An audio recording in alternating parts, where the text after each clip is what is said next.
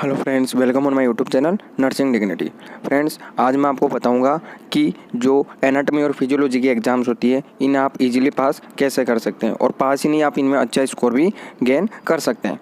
यदि आप इन tips and tricks को फॉलो करते हैं तो आप इजीली अच्छे नंबर स्कोर कर पाएंगे। कि बहुत से स्टूडेंट होते हैं जिनके जो फ्रेशर्स होते हैं, न्यू स्टूडेंट होते हैं, उनके मन में एक फोबिया हो जाता है कि एनाटॉमी और फिजियोलॉजी बहुत हार्ड सब्जेक्ट है और इसके अंदर पास आउट होना बहुत मुश्किल है, इसमें बैक लगती है। ऐसा कुछ भी नहीं है।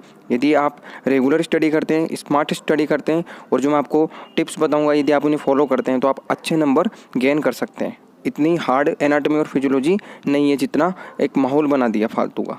इतना कुछ भी नहीं है, आपको सिंपल ट्रिक्स फॉलो करनी है। सबसे पहले जो ट्रिक है वो है टाइम मैनेजमेंट। एनाटॉमी फिजियोलॉजी की एग्जाम में ही नहीं, आपको जितनी भी एग्जाम्स हैं उनके अंदर टाइम मैनेजमेंट करना बहुत ज़रूरी है, क्योंकि जो बैक और सप्ली लगने का मेन रीज़न होता है वो टाइम मैनेजमेंट होता है। बच्चे कोई एक क्वेश्चन आता है उसके पीछे लग जाते हैं। आपको एक क्वेश्चन को अटेम्प्ट नहीं करना है, को पेपर टाइम के अकॉर्डिंग अटेंड करना है। और यदि कोई लॉन्ग क्वेश्चन है, यदि आपको उस पर पूरा कॉन्फिडेंस है कि मैं इसे विदिन 30 मिनट कर दूंगा, तो ही आपको उसे अटेंड करना है। अन्यथा आप जो लॉन्ग क्वेश्चन है उसे अवॉइड करें। और यदि किसी क्वेश्चन पेपर में 5 क्वेश्चन आए और उसमें 4 शॉर्ट नोट्स हैं और एक लॉन्ग क्वेश्चन है, तो आपको जहाँ तक हो सके चारों शॉर्ट नोट्स करने चाहिए। शॉर्ट नोट्स के अंदर आप बहुत अच्छे मार्क्स गेन कर सकते हैं, फुल मार्क्स आपके आ सकते हैं। और जो शॉर्ट नोट्स होते हैं इनके अंदर भी आपको टाइम मैनेजमेंट का ध्यान रखना है। इसमें आपको ज़्यादा नहीं लिखना है, जितना पूछा है उतना ही लिखना है। अब इसके बारे में मैं आप आगे बताता हूँ कि जो पेपर मैनेजमेंट होता है, यदि आपका क्वेश्चन 80 नंबर का है और आपको जो आंसर शीट दी है वो 40 नंबर की है, तो फ्रेंड्स आपको उसे डिवाइड कर लेना है पेज के अकॉर्डिंग। तो यदि हम इसे डिवाइड करते हैं तो हमारे एक पेज के 2 मार्क्स होते हैं। मतलब एक पेज के 2 मार्क्स के अकॉर्डिंग आपको लिखना है कि एक पेज के 2 मार्क्स है तो 16 नंबर का क्वेश्चन है, तो आपको उसका आंसर विदिन 8 पेज के अंदर ही देना है। यदि आप ज़्यादा लिखेंगे, चाहे आपको कितना ही अच्छा आ रहा हो, तो फिर आप बाकी के क्वेश्चन नहीं कर पाएंगे, आपके पेज ही नहीं बचेंगे। और सप्लीमेंट्री भी आपको मिलेगी तो उसमें भी लिमिटेड पेज होते हैं। तो आपको पूरा टाइम मैनेजमेंट के साथ साथ पेपर मैनेजमेंट भी करना है।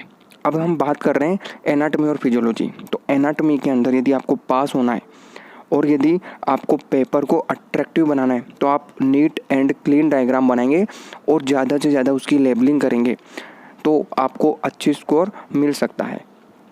और जो डायग्राम आप बना रहे हैं वो एक सिंगल पेज के अंदर डायग्राम होना चाहिए। भले आप एक पेज के अंदर 2 डायग्राम बना दीजिए, 3 डायग्राम बना दीजिए, लेकिन जो पेज है, एक पेज है, उसके अंदर केवल डायग्राम होने चाहिए। आगे आप उसकी थ्योरी लिख दीजिए। इससे वो जो पेज है वो अट्रैक्टिव लगता है। और जो लेबलिंग होती है वो जहाँ तक हो एक साइड ही कीजिए ताकि वो एक अट्रैक्टिव लग सके। और नीट एंड क्लीन डायग्राम बनाइए। अब बात आती है कि डायग्राम को कैसे याद रखा जाए, क्योंकि यहाँ पे बहुत से डायग्राम हो जाते हैं तो हम उनमें कंफ्यूज हो जाते हैं। तो आपको कंफ्यूज तो होना ही नहीं है, आपको डायग्राम की प्रैक्टिस करनी है, आपको बार बार उस डायग्राम को देखना है। लेकिन डायग्राम को देखने के साथ साथ आपको उसको ड्रॉ भी करना है, क्योंकि कुछ बच्चे डायग्राम देख लेते हैं फिर वो एग्जाम में ड्रॉ नहीं कर पाते हैं। आपको उसकी कम से कम एक डायग्राम की 5 बार तो आपको ड्राइंग की प्रैक्टिस करनी ही करनी है। यदि आप ड्राइंग की प्रैक्टिस करते हैं तो आप इजीली उसे एग्ज़ाम में कम टाइम के अंदर बना पाएंगे और आप उसकी जो लेबलिंग है वो याद रख सकते हैं। और एनाटॉमी के अंदर मेनली 20 से 25 ऐसे डायग्राम हैं जो एग्जाम में रिपीट होते हैं। मैंने उस पर एक सेपरेट वीडियो बनाया हुआ है, मैं उसका डिस्क्रिप्शन में लिंक दे दूंगा। और जो आप डायग्राम याद कर रहे हैं उन्हें आप मोबाइल में भी कैप्चर कर लीजिए, और जब आप कभी भी आपको फ्री टाइम हो तो आप उनको स्क्रॉल करके देखते जाइए। तो इससे आपकी उनकी जो प्रैक्टिस है, उनकी जो लेबलिंग है वो आपके एकदम याद हो जाएगी, आपको कोई भी दिक्कत नहीं आएगी। अब हम बात करेंगे सबसे इम्पोर्टेंट और सबसे बेस्ट मेथड है और सबसे गंदी चीज़ भी जो इसे बोल सकते हैं, क्योंकि जो प्रीवियस ईयर क्वेश्चन पेपर होते हैं इनकी आपको जितनी ज़्यादा प्रैक्टिस होगी आप उतना इजीली जो क्वेश्चन पेपर है उसका पैटर्न समझ पाएंगे। लेकिन कुछ स्टूडेंट क्या करते हैं, 10 ईयर के पेपर होते हैं उन्हें पूरा सॉल्व पेपर को याद कर लेते हैं, याद ही नहीं उनको रट लेते हैं। लेकिन डियर, यदि एग्ज़ाम के अंदर उसमें से मोस्ट मेनली 2 to 3 क्वेश्चन ही आते हैं 5 में से। तो आप यदि उसके भरोसे जाएंगे तो आपका पेपर हो सकता है आपके बैक भी लग जाए। ये आपके लक के ऊपर डिपेंड करता है कि उसमें से कितने पेपर आते हैं, उस पेपर में से कितने क्वेश्चन आते हैं। तो आपको कभी भी सोल्ड पेपर के ऊपर टोटली डिपेंड नहीं होना है। आपको सिलेबस तो कवर करना ही करना है पूरा, चाहे से आप एक बार रीडिंग मारी है लेकिन आपको सिलेबस पूरा कवर करना है। अब बात करते हैं फिजियोलॉजी के बारे में। फिजियोलॉजी को भी आपको एनाटॉमी जितनी ही इंपॉर्टेंस देनी है। यदि आप फिजियोलॉजी को एनाटॉमी से कम पढ़ाई करेंगे तो ये आपके लिए बेनिफिशियल नहीं है। और फिजियोलॉजी के अंदर जितना ज़्यादा हो सके आप चीज़ें जो आपका आंसर है उससे फ्लो चार्ट के थ्रू डिस्क्राइब कीजिए, क्योंकि फिजियोलॉजी के अंदर हम मैकेनिज्म और फंक्शन वगैरह पढ़ते हैं। तो आप जो आपका डायग्राम है जो और आपकी जो थ्योरी है उसे आप फ्लो चार्ट के अंदर बनाइए, तो वो काफ़ी अट्रैक्टिव लगता है। और हर जो शॉर्ट नोट्स होता है या फिर बड़ा क्वेश्चन है तो उसकी सेपरेट हेडिंग लिखिए। हेडिंग जितनी आप ज़्यादा डालेंगे उतना आपका क्वेश्चन अट्रैक्टिव बनेगा।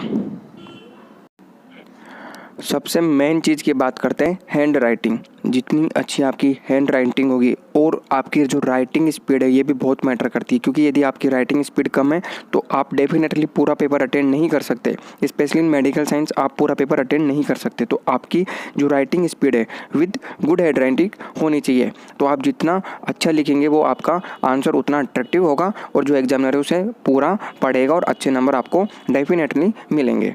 तो ये थे हमारे कुछ टिप्स एंड ट्रिक्स। यदि आप इन टिप्स एंड ट्रिक्स को फॉलो करते हैं तो डेफिनेटली आप एग्ज़ाम में पास तो होंगे ही, अच्छा स्कोर भी आप गेन करेंगे। लेकिन आपको आपकी जो स्टडी है उसके ऊपर फुल कॉन्फिडेंस होना चाहिए। आपको स्टडी करना है और स्मार्ट स्टडी करना है। और जो इम्पोर्टेंट एनाटॉमी के डायग्राम्स हैं उसका वीडियो का लिंक मैं डिस्क्रिप्शन में दे दूंगा, और कुछ क्वेश्चन हैं जो इम्पोर्टेंट है उसका भी मैं दे दूंगा। लेकिन आपको टोटली उनके ऊपर डिपेंड नहीं होना है, आपको सिलेबस पूरा कवर करना है। साथ के साथ आपको प्रीवियस ईयर के क्वेश्चन पेपर पूरे तरीके से पढ़ना है, क्योंकि हो सकता है उनमें से मोस्टली जो क्वेश्चन है वो एग्जाम में आपको देखने को मिल जाए और आपको पैटर्न ईजिली समझ में आ जाएगा। और आप आराम से अपनी स्टडी कीजिए, रेगुलर कीजिए, आप डेफिनेटली अच्छी सक्सेस अचीव करेंगे। Thank you so much.